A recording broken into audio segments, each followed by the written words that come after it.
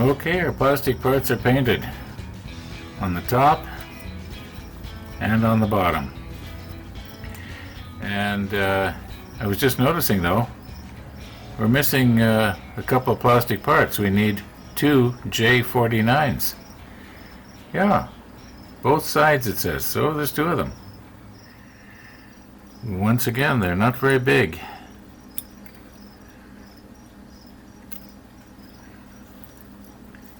And I've already done my painting, so I think probably I'm going to just paint these with a brush.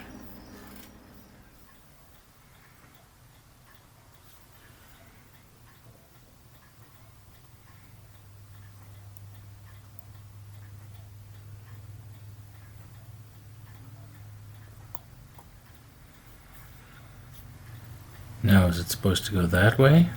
Or is it supposed to be turned around 180 degrees and go the other way? Because it appears that the legs are a little bit shorter on this side than this side. And it's kind of, looks like it's sort of slumping over to, or is it because these things are tilted? So let me check the drawing here. Okay, I've turned it around. Stefan's drawings are inconclusive, and the manual here is not clear. So I'm going to use my own judgment and assume that whatever this is that I'm touching right now with the tweezer is supposed to be level. If I have it turned around 180 degrees, this piece here is sort of pointed out to the side of the ship. And yeah, so we're going to just have that piece level. Just a quick message here to somebody who I think his name is Vic. Now Vic, you made a comment about using Tamiya extra thin, very similar to what I'm doing right now. And I have to humbly apologize to you because I accidentally, and I repeat accidentally, deleted your comment. Nothing personal. I liked that comment. I just wasn't watching what I was doing.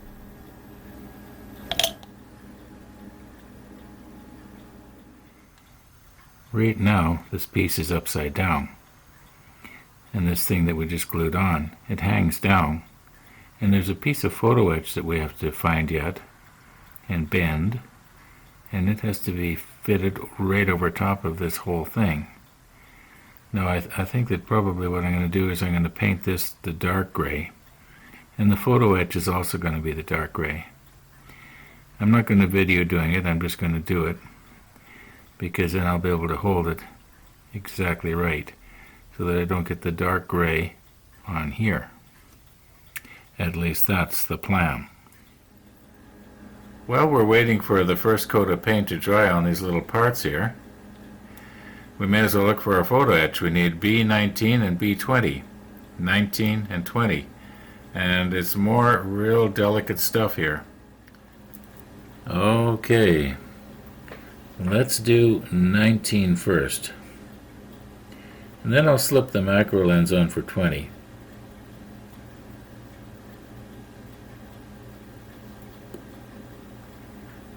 Now if I'm going to make any errors here, I want to do, error on the side of the tab, not on the side of the part itself here. Now I'm going to be blocking your vision, but that's life.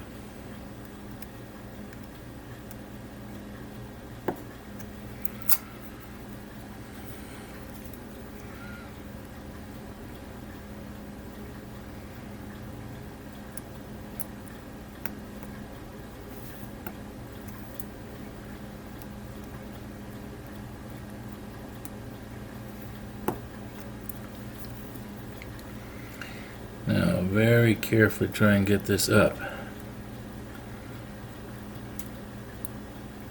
I think these are supposed to actually represent cables, but I could be wrong.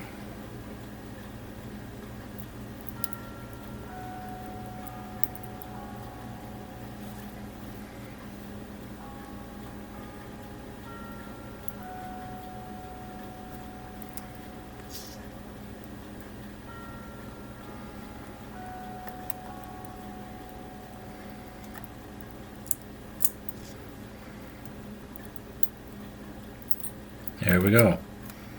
Okay, and now we'll do 20.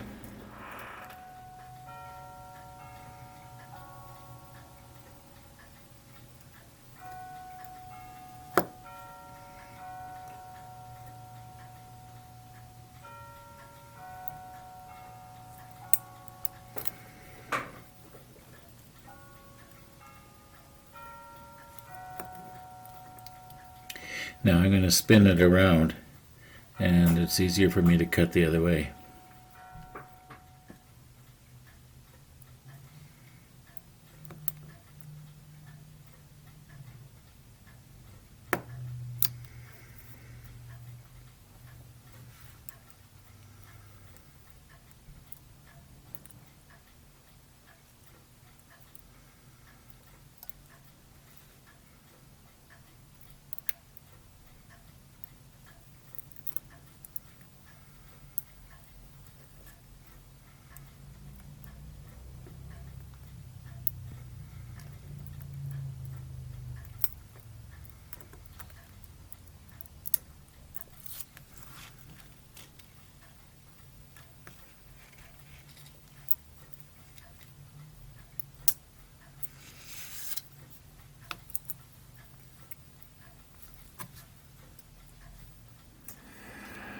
I think the paint is almost dry. I'm seeing a little bit of shininess there in places. Yeah, let's take a look at the other one. Now I guess because I used my little paintbrush instead of the airbrush, I've lost some of the detail, but not very much. Now speaking of Photoetch, we need to get 6 more pieces altogether. I probably won't be doing the macro lens thing. However, we need C22 and C23. Well, here's 22, this ladder, and this thing here, whatever it is 23. And see that little mark right there? Well, that's where it has to be bent. And the ladder has a little spot too where it has to be bent. It goes on the side of the funnel. Anyway, I guess we may as well get at it.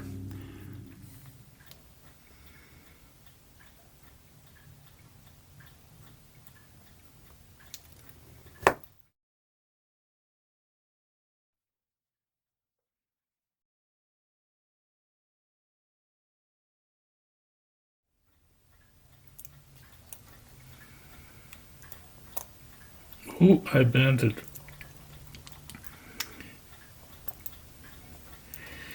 I wonder if I can straighten that now.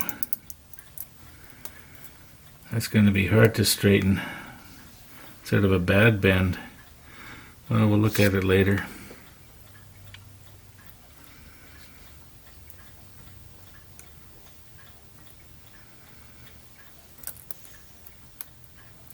You know, I think I missed one here.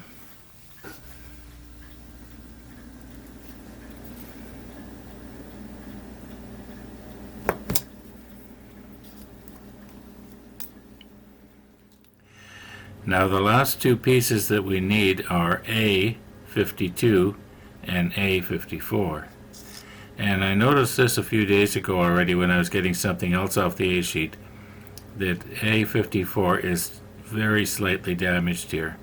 I guess when I was sliding it back into its sleeve, this piece caught. I don't know if I could straighten it up or if it's just probably best to just cut it off and no one's going to notice anyway. This one looks in pretty good shape though. So it's a large piece. It's going to be kind of interesting to put on, but well, we should be able to do it. I think we've done a lot worse.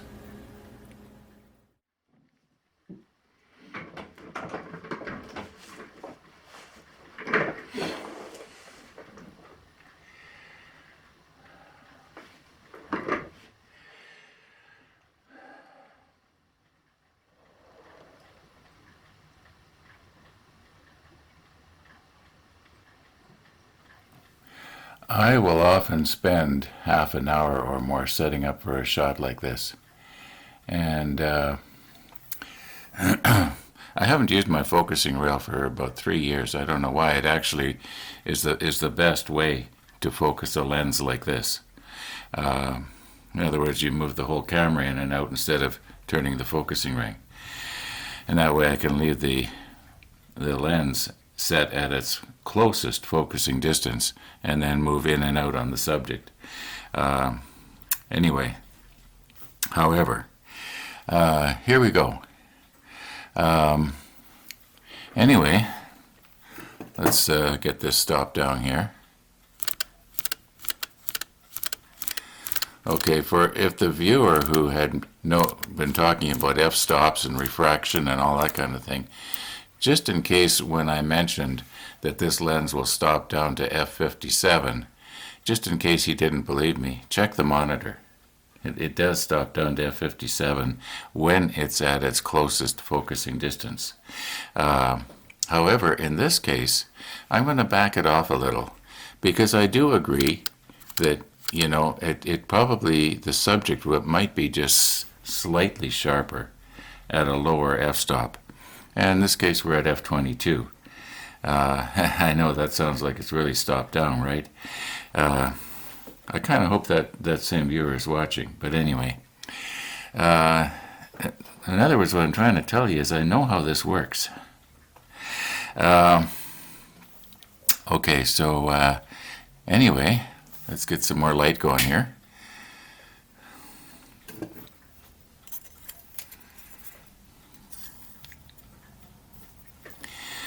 Now, where are we here?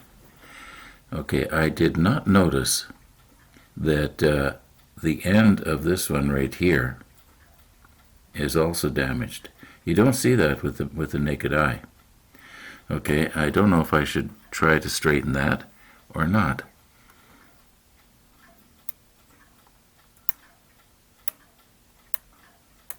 Or if maybe I should just nip it off and be done with it, because nobody's going to notice that little point is missing. Now, however,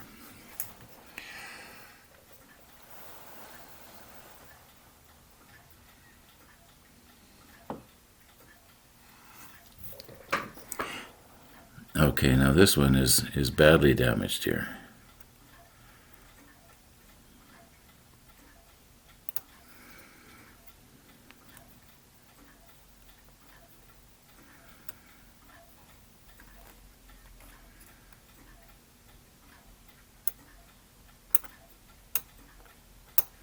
I got a feeling we're going to lose part of this too.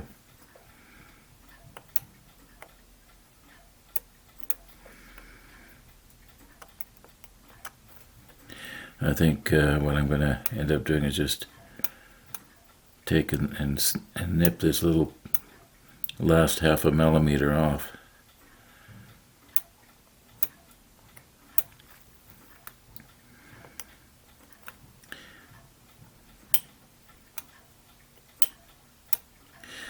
Might have worked better if it didn't have this, you know, plastic thing underneath here. Okay. Yeah, I'm going to have to nip that off there. That doesn't look good at all.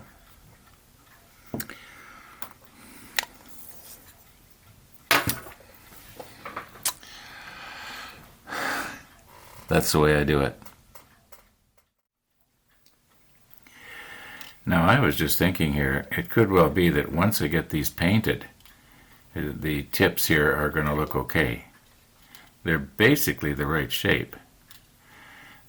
Anyway, like I keep saying, nobody's going to see it anyway. Remember this stuff here?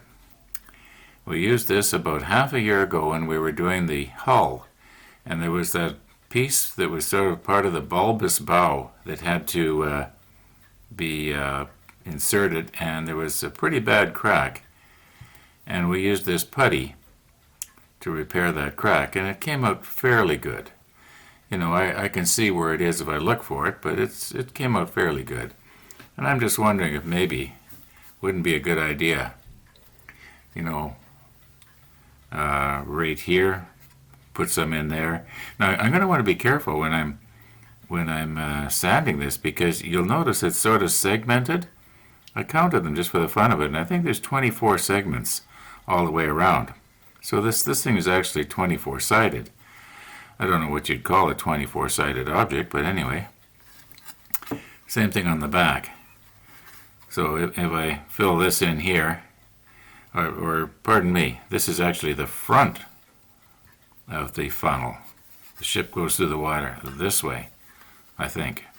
Anyway, yeah, so I'm going to want to make sure I don't round this over. I want to, keep these flat so that they, yeah, you get the idea. Anyway, being as I'm going to be respraying this anyway, why not? Why not just take a little bit of putty and put it in the crack and smooth it over with my finger, let it dry, carefully try and sand this smooth, and then repaint. That's the plan. Now I hope this isn't a mistake. I'm just going to take my medium sanding stick here and just sort of try and take some of that paint off here.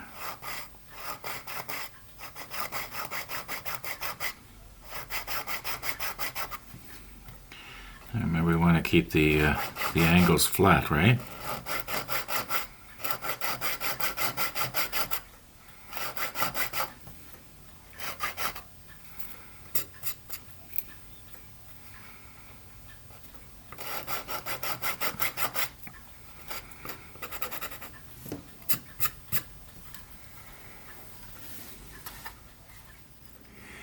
Well, I think I've got the cracks filled. I hope I haven't, spoiled the detail.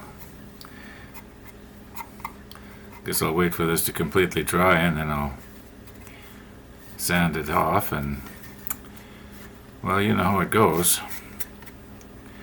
Sometimes you try to improve on something and all you end up doing is making it worse. Well, this shot here is for two of my special viewers. It's for the guy that hates the fisheye lens, and also for the guy who doesn't think I should be using f22, because I'm using the fisheye lens and it's set to f22.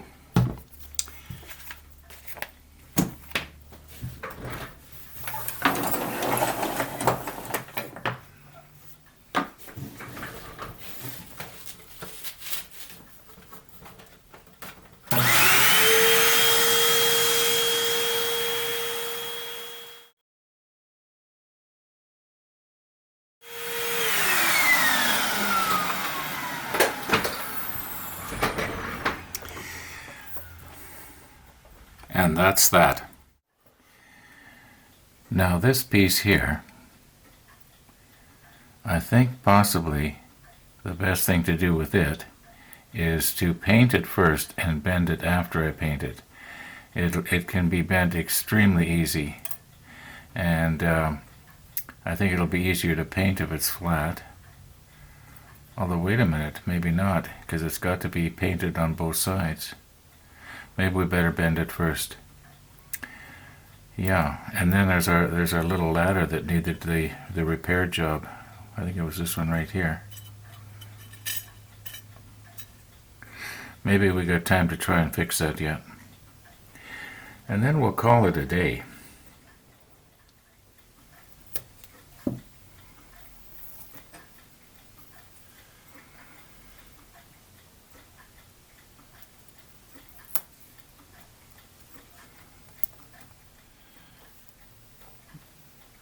Okay, I've got my macro lens set at its maximum closeness, and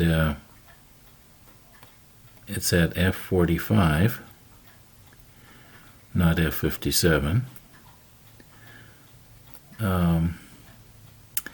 Now, I do believe that possibly the reason it bent so easily is because, isn't that the spot right there where it's supposed to bend anyway?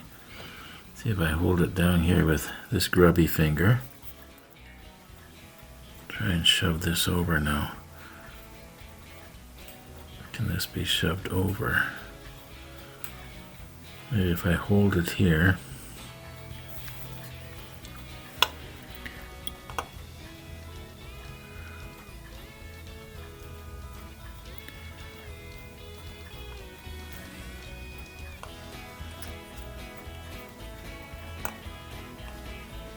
I don't want it to just all of a sudden bend.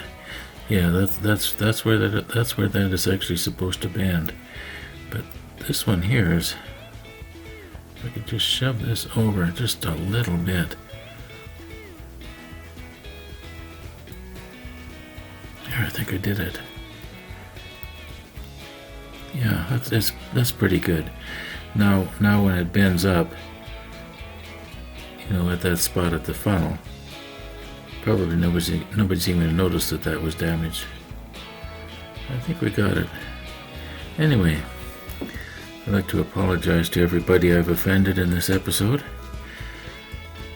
Yeah, I've just been spitting vinegar in this episode, haven't I? Anyway, thanks for watching, and I hope you'll be with me tomorrow.